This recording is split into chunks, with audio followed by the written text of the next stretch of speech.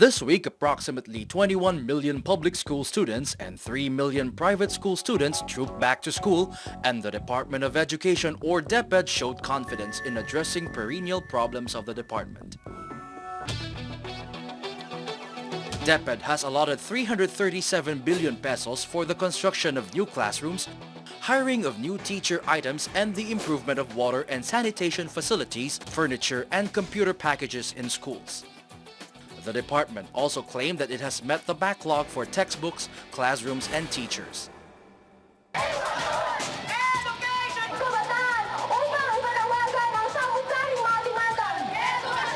But some education advocates challenged the Department of Education to be true to its mandate.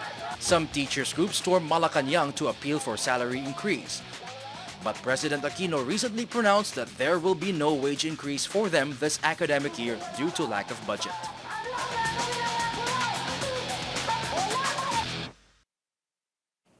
Welcome to Opposing Views, a hard, straightforward discussion of today's most pressing issues. It's that time of the year again when many parents make both ends meet just to send their children to school, hoping that they will learn sufficiently and be productive citizens someday. I guess that's everyone's goal here tonight. And the Department of Education comes out strong and confident that there is progress in the education sector. But others are not really convinced. So our debate question for tonight is the Department of Education sufficiently addressing the problems of the education sector this year? Good evening, I'm Rod DePomoceno, and this is Opposing Views.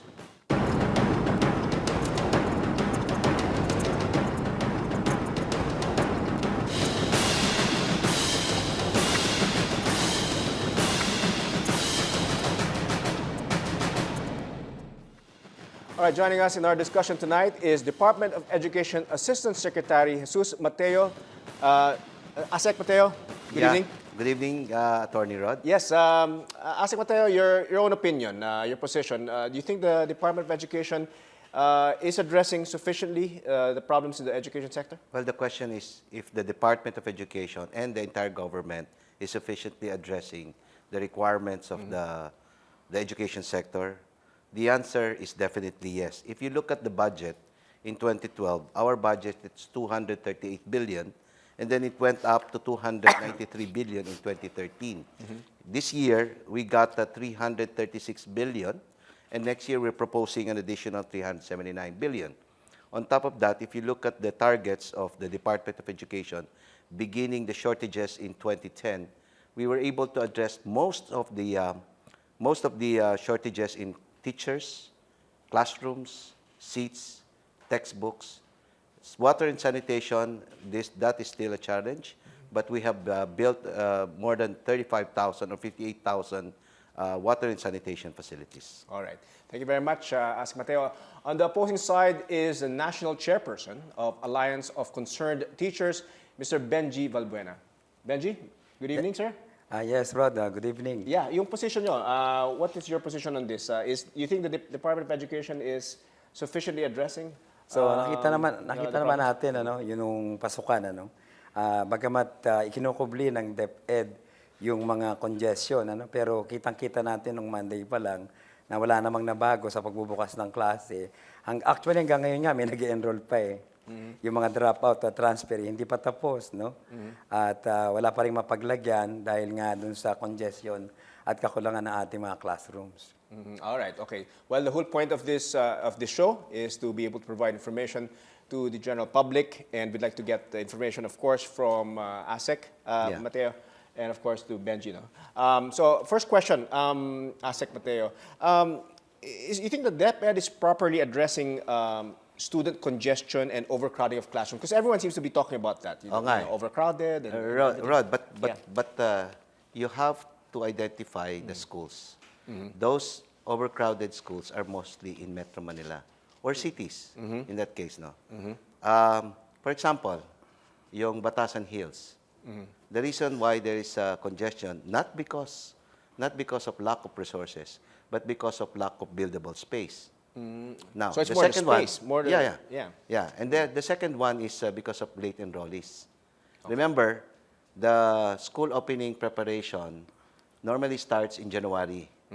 Di ba? Meron kaming early enrollment, early registration, the idea of that early enrollment and registration is purposely to give us an idea kung ilan ang papasok doon sa mga paaralan natin. And you do this in January pa lang. January Correct. pa lang. Oh, just like any other, diba, parang mga bus, jeep, taxi, may nakalagay doon capacity limit.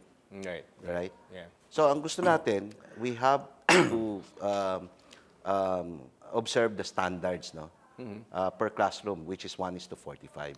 Now, with this early registration, everyone is required to register or parang it's recommendatory lang na you Hindi. register? Yun ang panawagan namin na mag-enroll para sa ganon, makapag-prepare tayo. Okay. So, Benji, yung position ni Asik Mateo, no?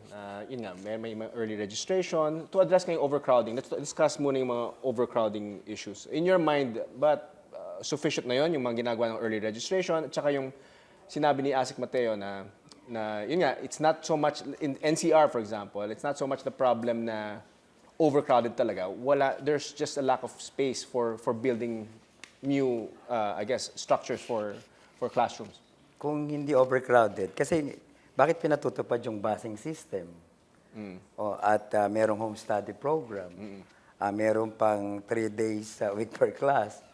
At merong GATSPE. Ito kasi yung mga solusyon ng DepEd para to answer the congestion. Pero still, So you're saying that the congestion is still there? Ang solusyon talaga dapat magdagdag ng eskwela, magdagdag ng classroom, magdagdag ng teachers para wala nang busing system, wala nang 3 days classes per week, wala nang GATSPE, at wala nang home study. Now, for the benefit of our viewers, can you elaborate a bit on yung busing system tsaka yung GATSPE? Tinilipat nila yung mga bata from one school to another kasi masikip dito. Masikip dito, dadalhin transfer sa to another, oo. Ang latest report yung Prosperidad High School sa Agusan, hanggang ngayon wala pang classroom. 192 Sa na Agusan. bata Yeah. na nakikigamit lang sa elementary school. 1 week lang hanggang ngayon, wala pa rin silang classroom. No, the GATSPE naman, yung GATSPE program. Yung GATSPE ay magbibigay yung DepEd ng subsidy na 10,000 patungo sa private school yung mga bata to answer the need of congestion. Okay. So you're saying that hindi na-address Hindi talaga na-address. yung congestion. Now, May ginagawa pero kapos na kapos. yeah, do you have a rebuttal on that with regards to the Agusan classrooms, for example? Yun, sinabi na rin ni Benjie, no? Ginagamit yung sa high school. Di ba dapat nga, kung ano yung available space mo, gamitin mo, Yes. kesa sayangin mo. Halimbawa, balik tayo doon sa Patasan Hills, no? Merong overcrowding doon. Pero ilan ang paaralan dito sa Metro Manila, particularly sa Quezon City, na pwede mong gamitin. Katulad na to ng Kulyata High School, no? Merong bakante pa na benting silid-aralan. Sa Josepa Martinez High School, merong pang bakante na 18 rooms. So what you're Ngayon, doing is compensating Oo. those Hindi, ang sinasabi lang natin, hindi ba mas matipid sa gobyerno, sa ating bansa, na gamitin mo yung may excess space? Yeah, you spread it out nga. You spread out the Yeah. crowding. That's right. Okay. Because it's so expensive to build classrooms, right? And so that you can spend more money That's on, right. on And other other things. Yung mas important. That's the reason why, Right. under the 2014 budget, we are now procuring computer packages for our elementary and secondary schools and science and equipment packages for elementary and science schools. Okay. Now, Benjie, no, the ideal teacher-student ratio is 1:45. No? Do you think that we're following that? Actually, hindi naman 45 ang ideal. 35 siya. Ang international standard at prescription ng UNESCO ay 35. Pero yung 45, okay na kami. Kaya 45 lang hindi is pa rin ito acceptable, napapatupad. Kahit kailanman, mahirap mapatupad yan kasi may policy ang DepEd, accept all. Walang i-denied na enrollee. Okay. Paano mangyayari yung 45? Sa Santa Lucia High School, Novaliches, 70 ang bata. Sa amin sa Calderon, 60 ang bata. Mas marami pang eskwela. Meron ding 45 pero mangilan-ilan lang sila. Now, kasi Mateo, yung sinabi niya na accept all, I guess this is consistent to what the Constitution calls for. No? Kailangan tanggapin natin lahat ng kabataan, bigyan natin ng edukasyon, access to education. Now, you're talking about the ratio, no? Yes. That's true. The standard right now is 1:45. That's the ideal, the target right now. If you look at the nationwide ratio, for elementary, we're now 1:36. For high school, you have 1:35. That's the national average. But you see, there are other schools, no?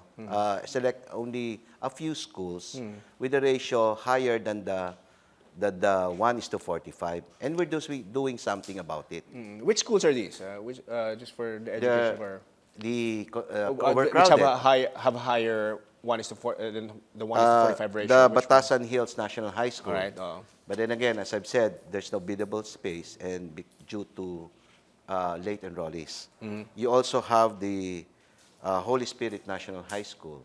For elementary, you have the President Aquino Elementary School, the San Diego Elementary School, the Payatas B Annex Elementary School.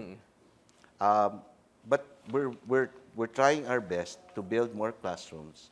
But the bigger question in cities like Quezon City is, do you have school sites, no? That we can construct our buildings. All right. Okay. Now we need to take a short break. Gentlemen, we'll be right back. Meanwhile, you can react online via Facebook at facebook.com/solaropposingviews or tweet your comments at opposing_views. Use the hashtag OVDepEdProblems. Stay tuned. You're watching Opposing Views. We'll be right back.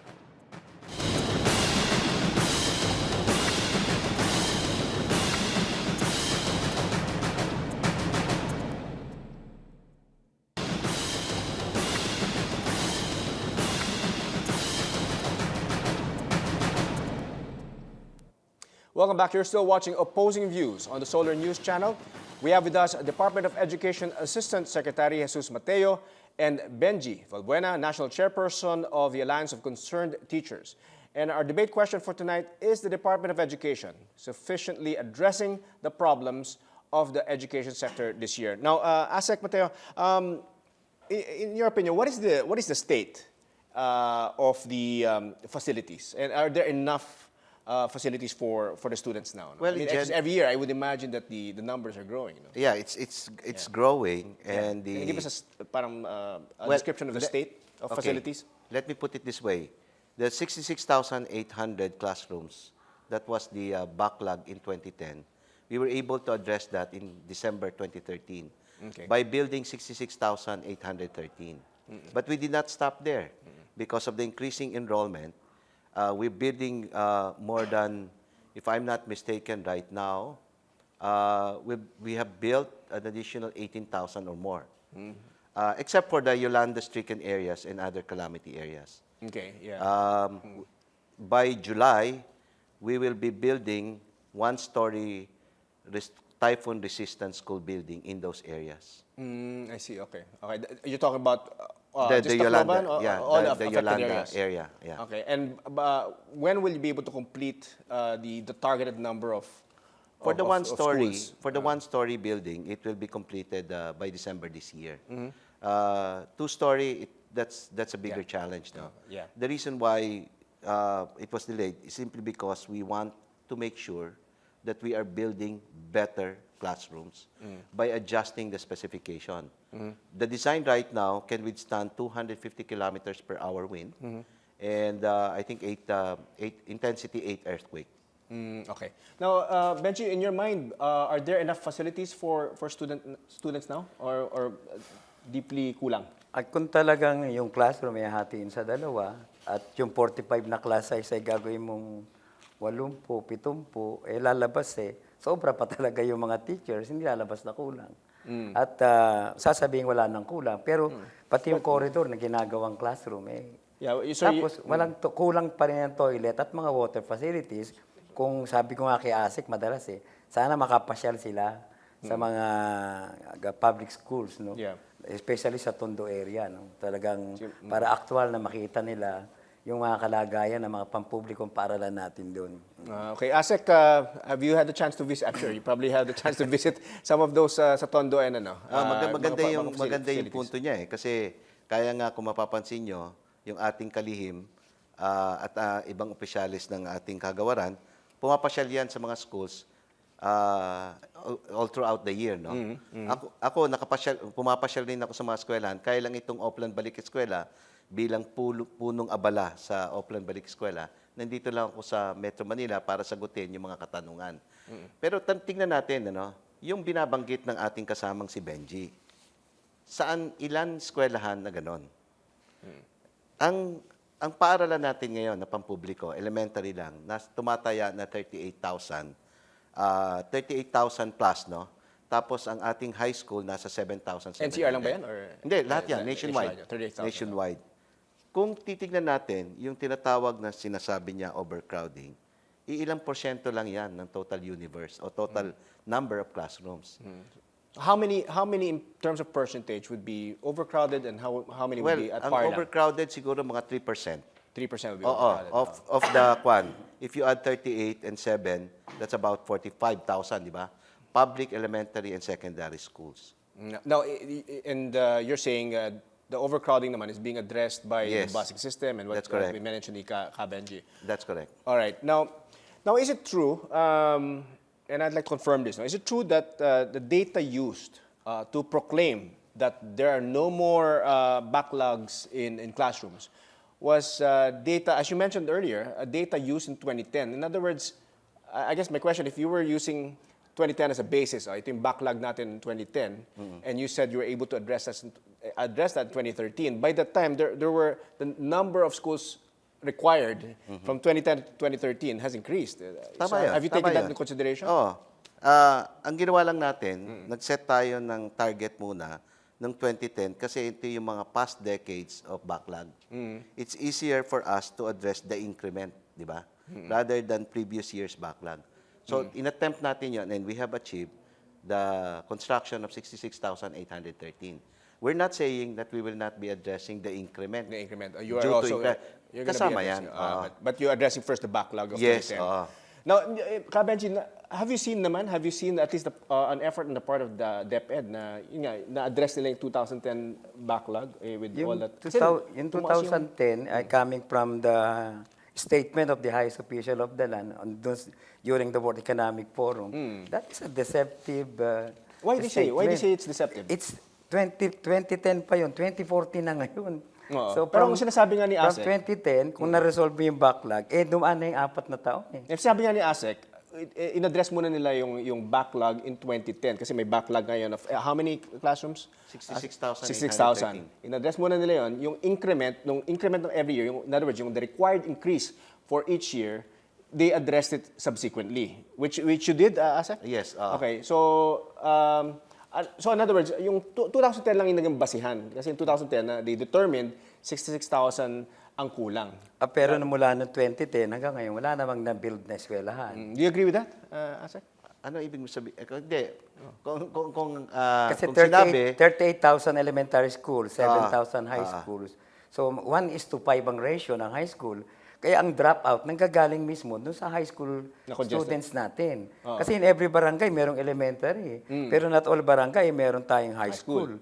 Kaya kulang na kulang yung high school natin as compared to 38,000 against the 7,000 high schools. well, kaya nga ang tinitignan natin dito, tama siya doon, konti yung high school natin.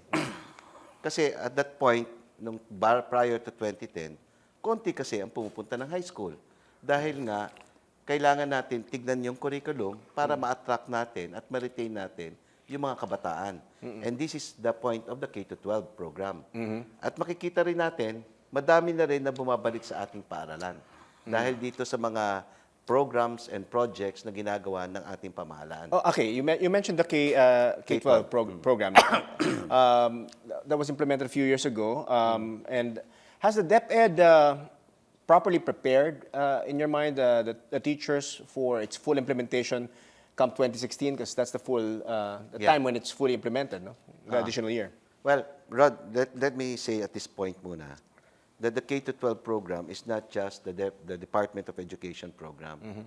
In fact, it is a program of the entire government because TESDA, CHED, even other government agency is part of the steering committee. The Alliance of Concerned Teacher is part of the steering committee. Okay. And the academe and the business sector, precisely to address the implementation of the K-12. We started implementing it in school year 2012-2013 by implementing the new curriculum for grades 1 and 7. This was followed last year with the implementation of grades 2 and grades 8. And then this year, we are going to implement the new curriculum for grades 3 and 9. Okay. So The reason why we are doing yeah, it gradually, in phases. because we cannot do it in 1 year, no? That's the reason why we all agreed, the steering committee agreed that we have to do it gradually. In phases. In phases, yes. All right. Benjie, do you think naman that the DepEd has been properly implementing itong K-12 program? You being part of the From the steering very committee? start, yung K-12 ay pinatupad yan without legislation. Yun, na-late yung legislation na ng 1 year. Tapos ngayon, pasukan na, grade 9 na yung K-12 natin, 1 week na, pero hanggang ngayon wala pa rin yung module ng grade 7 at ng grade 9. Nag-start na yung klase. 7 and 9, wala pa. Grade 7 and 9. Last year, yung module dumating ng second quarter, kailangan na ng first quarter yon. Yung training ng mga teachers sa K-12, kapos na kapos ang 1 week. 5 days training ang mga teachers natin, pero 1 year mo siyang ituturo. Kaya may problema siya. Tapos, kung susuriin natin yung mga modules, ay matay ko man tingnan yun, maituturo mo lang effectively yung K-12 kung meron kang multimedia. Pero hindi naman lahat ng school ay meron mga multimedia. Kaya, ano siya, ineffective. Asek, how do we address that? Yung mga questions siya about multimedia resources and all that. And the modules nga, that not arriving on time. Yeah, tama yun, ano? Pero kaya nga, kasi sa lahat naman ng reforma, hindi kagad instant the perfecting system. There are adjustment. Parang kwan yan parang software yan, di ba? Ang software, sa unang launch niyan, madami yung bugs. Tapos slowly, inaano mo yung bugs. Ganon din pero ang tanong nga, may ginagawa ba ang ating pamahalaan, ang ating kagawaran? Siguro naman, doon sa mga sinabi ko kanina, makikita natin na ang pamahalaan, ang ating kagawaran, gumagawa ng solusyon para i-address doon. Sa usapin naman ng media, yung mga ICT natin, kagaya ng sabi ko rin, dahil nga na-address na natin yung 4 na inputs noon, ngayon, nakalaan na tayo ng budget for the provision of computer packages, not only for secondary school, but also for elementary, as well as science equipment for elementary and secondary. All right. Okay. All right, we need to take a short break, gentlemen. We'll continue on with this discussion. More issues of the Education Department when we come back. Please stay with us.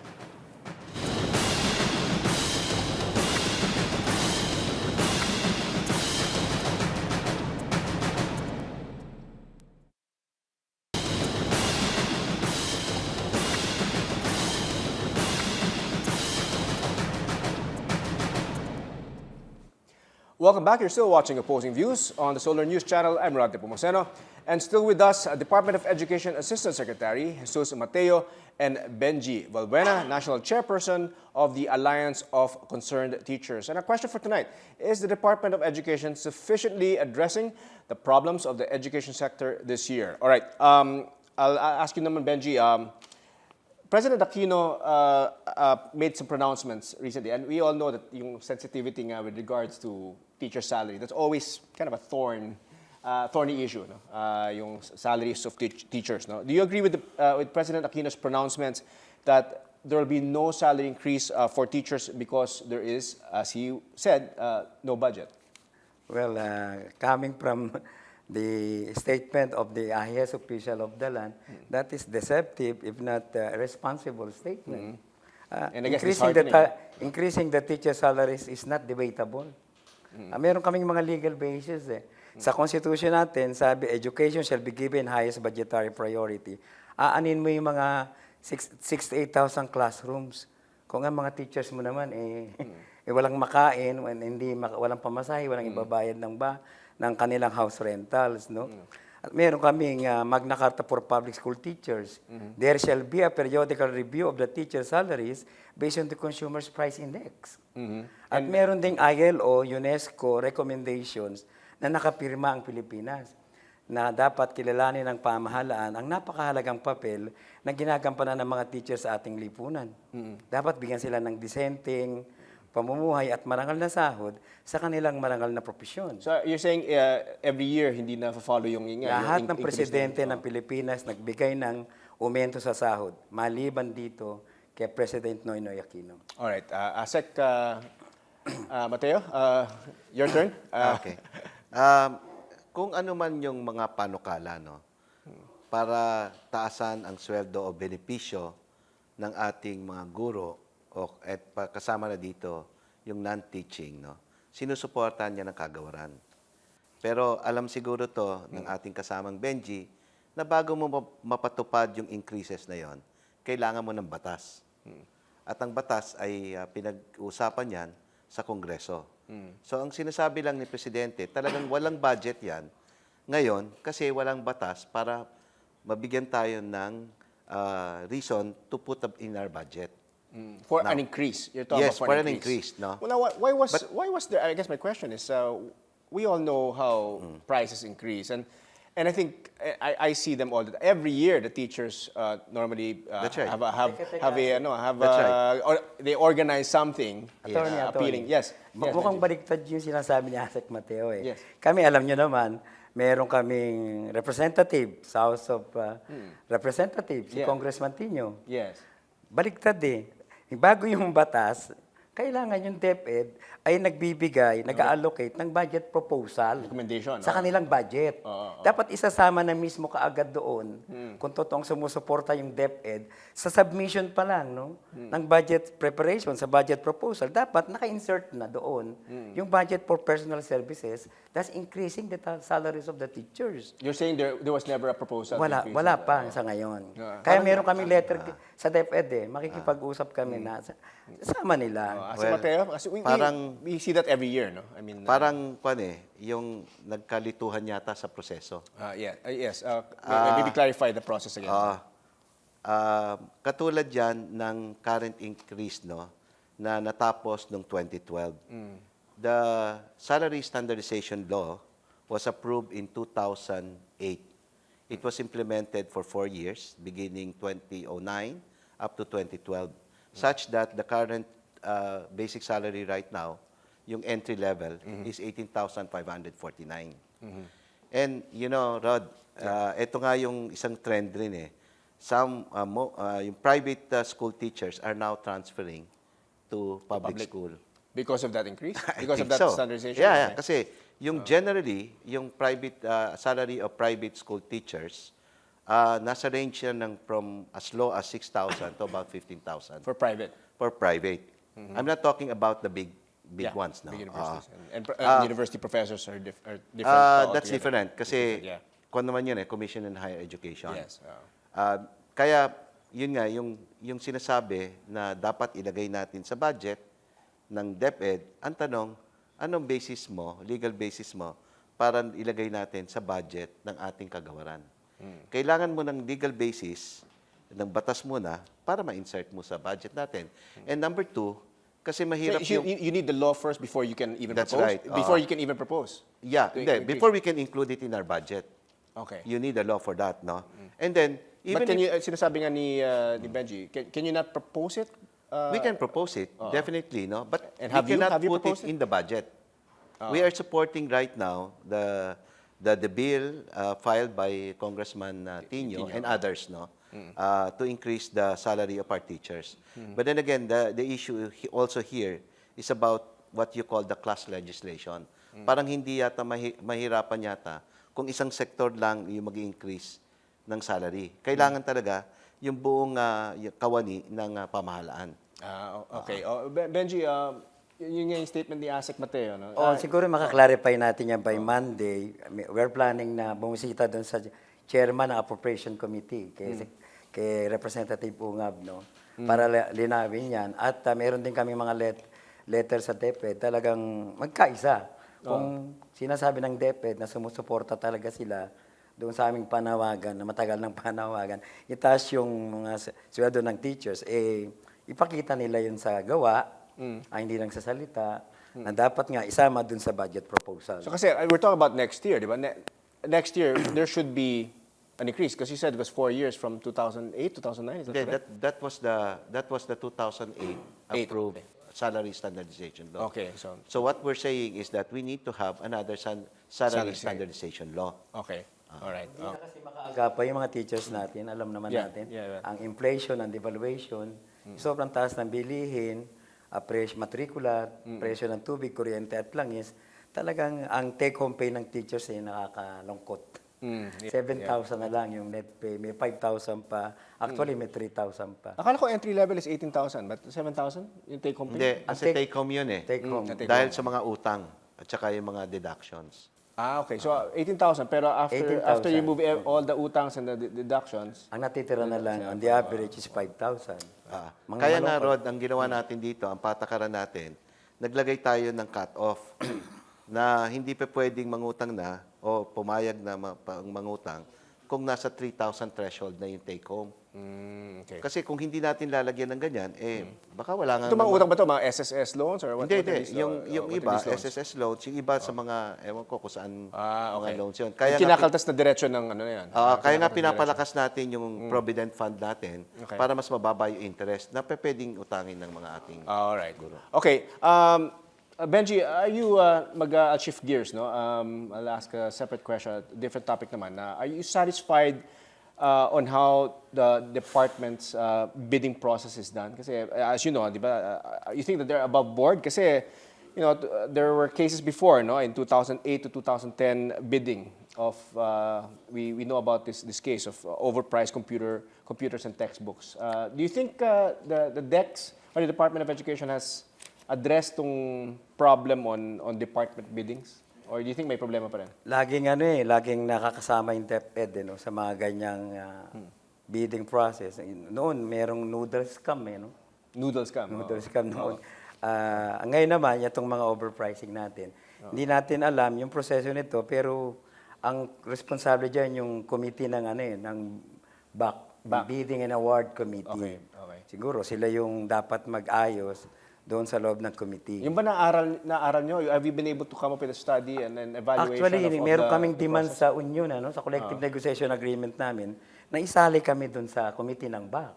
Pero hindi pumapayag yung DepEd officials natin, si Regional Director Almeida, na kailangan daw, lang kami doon, observer. Wag na raw kami umupo doon sa BAC. committee ng BAC. Yun ang hindi natin alam kung bakit. Asek, you have a comment on that regarding yung mga bidding processes nyo? Kasi obviously that's... Kanina sabi mo, may na-cite na merong mga overpricing, pero noong 2008 to. 2008, Diba? yeah. Meron Which is ka bang, before bang yan. nadinig sa 2010? Pero hindi ibig sabihin yan na hindi tayo mag-improve ng ating sistema, no? In fact, we're investigating this overpricing of textbook and computers. But we have to remember that some of the materials, some of the computers purchased in the past, no, can either be sourced from the budget of DepEd or from other sources like local government funds. So the question is, saan galing yon? Yung pondo, saan nagpondo yun? Yun yung inimbestiga natin. Okay. All right. Now, since we're in this subject, no, the COA reported that DepEd allegedly wasted 22.6 million for hand washing facilities in 2012. So, administration ni Pinoy to, ni Presidente. Are there mechanisms in place, ASEC, in order to prevent such things from happening again? Rod, Maybe you can enlighten us on that. No? Kung pwede bang tignan ko lang to. Ang nakalagay doon sa COA report kasi, hindi naman wasted, ano? Ang sabi ng COA report dito, not functional, not fully utilized, or could be considered. In-address natin to eh. Kasi nung time na binisita yata yon, this was summer. Siyempre, walang Tapos klase. school year. Tapos school Walang year. klase. So, ang ginagawa ng ating mga paaralan, no, para makatipid, kung merong leak yung kan, sinasarado yung valve. Okay. So, siyempre, pag binuksan mo yung gripo, It's walang not tutulo dahil nakasarado yung main valve. Tapos, tungkol doon sa usapin na meron daw mga toilet facilities na not functioning, tinignan natin maigi to, no? There is one school na it's not functioning simply because of the line connection. and we're doing something about it. No? By applying connection to the main line. Okay, Chairman Valbuena, yung in your mind, you think prevalent tong mga nangyayari na, at least according to the COA report, no? Of course, explain naman ni ASEC Mateo, do you think that common yan, yung mga supposedly wasted asset? Yung binabakit nga kay ASEC, yung may COA report din kasi, na mayroong mga unused budget, ang DepEd, sabi niya rin, way back 2010 pa yon, ano? At ngayon, gusto ko na rin i-verify, total, baka makatulong, yung mga local government units natin, sumusuporta yan sa textbooks eh. Pero parang ASEC, paki-verify, mayroon pa siyang moratorium na hindi pa magamit ang pera ng LGU para bumili ng mga textbooks kasi merong moratorium ang central office. What is that? Sayang what is the reason kasi. for the moratorium? Merong moratorium, tama yun. May moratorium tayo tungkol sa purchase ng mga learning materials. By LGUs. Yeah. Why is that? Ano yung reason doon? Dahil may nakita tayo mga overpricing eh. Tapos ina-attribute yon sa ating department. No? Okay. Now, Okay. number 2, kailangan kasi because of the new curriculum, you have to look at the content of those learning materials. It has to follow the curriculum of K-12. Kaya meron tayong moratorium pa. I agree na ang local government is a partner to DepEd. That's why we are strengthening that partnership. But Chairman Valbuena, do you think this report ng COA, do you think common yan na maraming overpricing and wastage? At least in you being a concerned teacher and alam mo, attorney, being ano yan involved hindi lang sa DepEd eh. Halos lahat, no? Ng agencies natin mula sa PWH, sa DAR, sa DNR, basta yung mga ganyang project. Diyan talaga nagsisimula yung But of course, focusing lang on corruption natin. DepEd. Ang nakakalungkot, laging kasama yung DepEd Why is that? Parating sa listahan. sa mga listahan. Okay. All right. So, all right, we need to take a short break. Don't go away. When we come back, the result of our online poll on the issue and the final words of our guests. Stay tuned. You're watching Opposing Views. We'll be right back.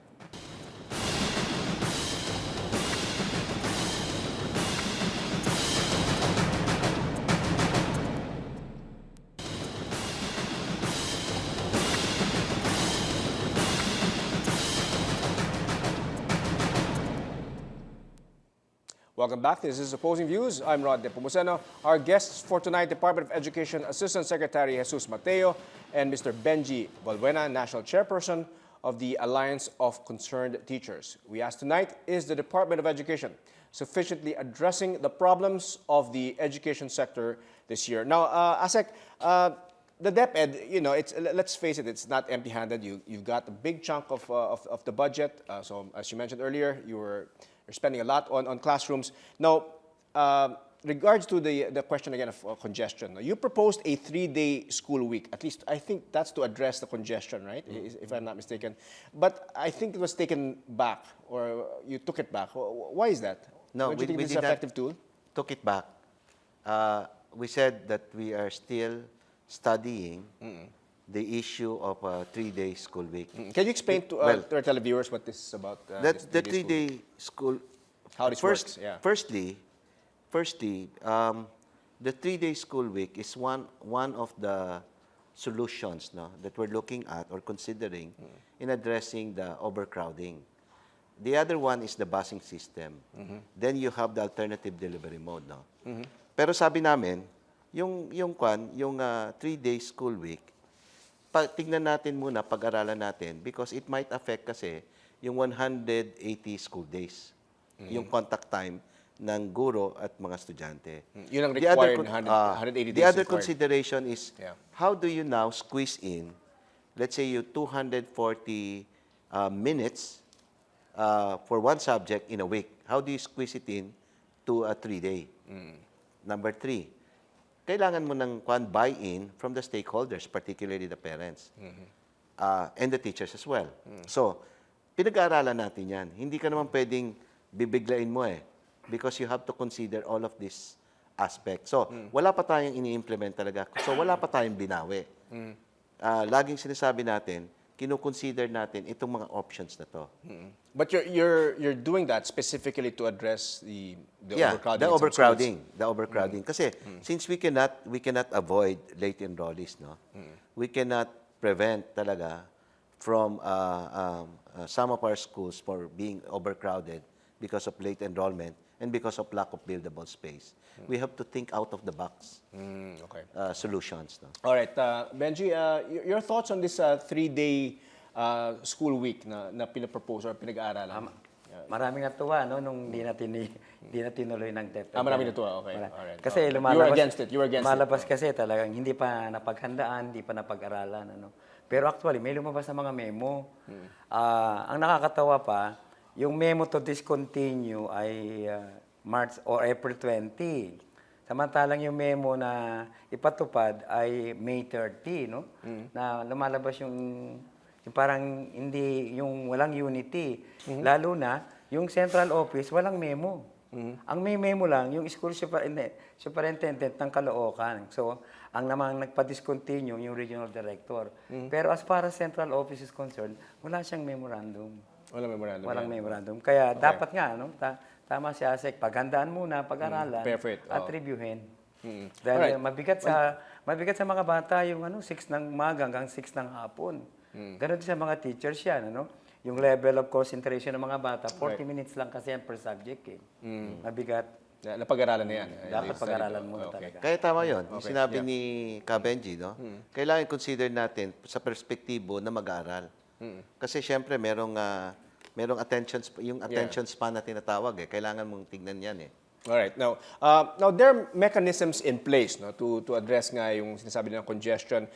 The DepEd in coordination with the local government units will, as you mentioned earlier, will be implementing a busing system. Benjie, you're able to mention this earlier, yung busing system, no, wherein students from congested schools will be transferred to other schools that will accommodate them. Kasi as mentioned by Asek Mateo kanina, may mga ibang schools na there are 18 classrooms that hindi nagagamit. Do you think that this is at least a solution that you welcome to address the kasi di balansyado, di ba? Yung iba congested, yung iba because of late enrollees nga, and yung iba Yun nga, attorney, dapat, yun nga yung pinupuna namin, ano, yung inconsistency ng pagsabing walang backlog at walang shortage. so doon ka may issue. Oo, ba't kailangan niya kung walang congestion? Ang dapat talaga, additional teachers, additional classroom, yun talaga yung solusyon eh. Hindi talaga yung busing system natin. I think you made a point earlier that the busing system is just to address a certain percentage, right? Certain percentage eh. Kasi dapat tignan natin ito sa kabuuan eh. May enough classrooms ba tayo? Oo. Tignan natin yun nga yung pinupunto kanina. Batasan, overcrowded, pero kulyat, meron naman. Ang tanong ngayon sa ating public, no, mas maganda ba na gamitin mo na lang yung excess nito, ito'y pagmamay-ari ng gobyerno? O magtayo ka na lang, paano naman tong eskwela na to? Paano yung mga silid-aralan? I think it would be prudent for us to use all of those excess classrooms, no, rather than build classroom. Assuming na there's a buildable space. Ako may question naman is Asek, is that why did that happen? Why so much excess in one school and then sobrang congestion naman in another school? Magandang tanong yan. Again, just to illustrate my point, no? Natanda mo yung sa Trinoma, nung may malaki yung pamilya doon, bago itayo yung mga Trinoma doon, may malaking pamilya doon. Ang congested natin doon, yung San Francisco High School, sa likod lang ng SM. Nung ginalaw yon, nung nilipat yung mga pamilya doon, nag-transfer. ayun, nag-transfer ngayon, nabakante yung mga silid-aralan. San Francisco ngayon ay may bakante na higit kumulang na 18 classrooms.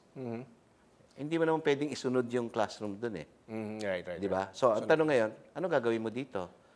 Alam nga naman pabulokin natin. So, gamitin na lang natin by busing some of those overcrowded. Kasi ang pinaka-bottom line, we want to stick to the standard. Kasi yan yung number of classrooms and the students. Ganun. correct.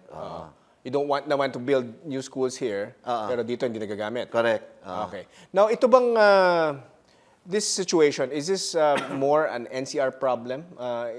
Do we have the same problem, let's say, in other metro cities like Cebu, for example, or in other... Meron pa rin. Ano? meron din. Basta ito nga, nangyayari ito sa mga cities kung saan nagko-congregate yung mga tao. Okay. Now, Benjie, itong ang overcrowding na to, tsaka itong ad hoc solution nga na busing, sa mga provincials naman, wala namang problema. Meron din. Meron din. May mga report din talaga ng overcrowded. Meron pa rin sa provinces din. Meron. Lang sa NCR. Meron yan. Meron yun. Kagaya sa Pampanga, sa San Fernando City. Part of Pampanga yan. Okay. Pero city pa rin. Shifting nga ang ginagawa eh. Okay. So, 2 shift, 3 shift para masagot yung overcrowding na yun. Now, okay, DepEd hired 31,000 teachers in 2014, no? Is Yeah, it correct? for this year. This year, and that's to address nga in 2010 there was a backlog of 147,000 plus. 145,000. 145,000 na required teachers. Yes. Diba? So this hiring of 31,000 teachers, does it now sufficiently cover? I mean, if you add that with all the other hirees in the past years, does it now sufficiently cover the backlog that you had in 2010? For 2014, this year, no, what we're doing is to absorb the qualified kinder volunteers and local government paid teachers. Okay.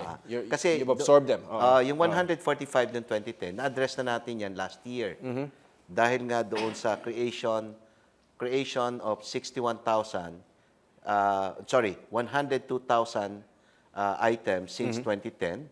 Kasama na doon yung 61,000. Alright. If you add the LGU, wipe out natin yan. So ang question ngayon, yung mga LGU paid, we want to paano mangyayari sa kanila? We want to regularize them eh. Kasi yung salary ng mga LGU, depende yan sa capacity ng LGU to pay that amount. It depends pa rin on 18,000. which LGU. No? Kaya nga, so sabi natin, hindi, dapat pantay pare-pareho.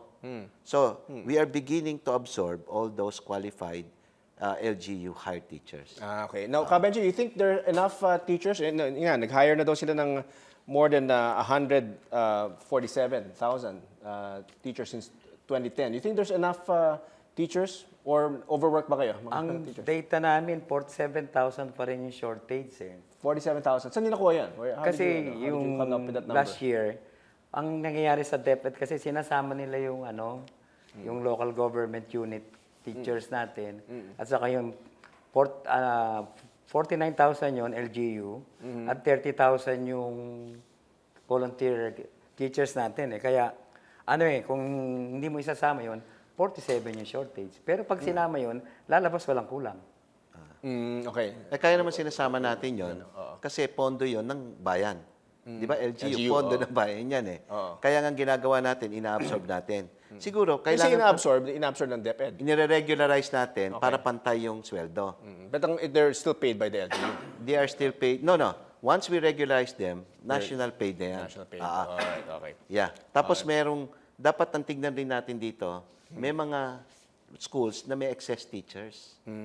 So, kailangan natin i-redeploy yun. So you're doing that. You're doing that. All right. Now, okay. So unfortunately, we reached the final few minutes of our program, and I think we learned a lot with our discussion here with ASIC Mateo and of course Chairman Benjie. No?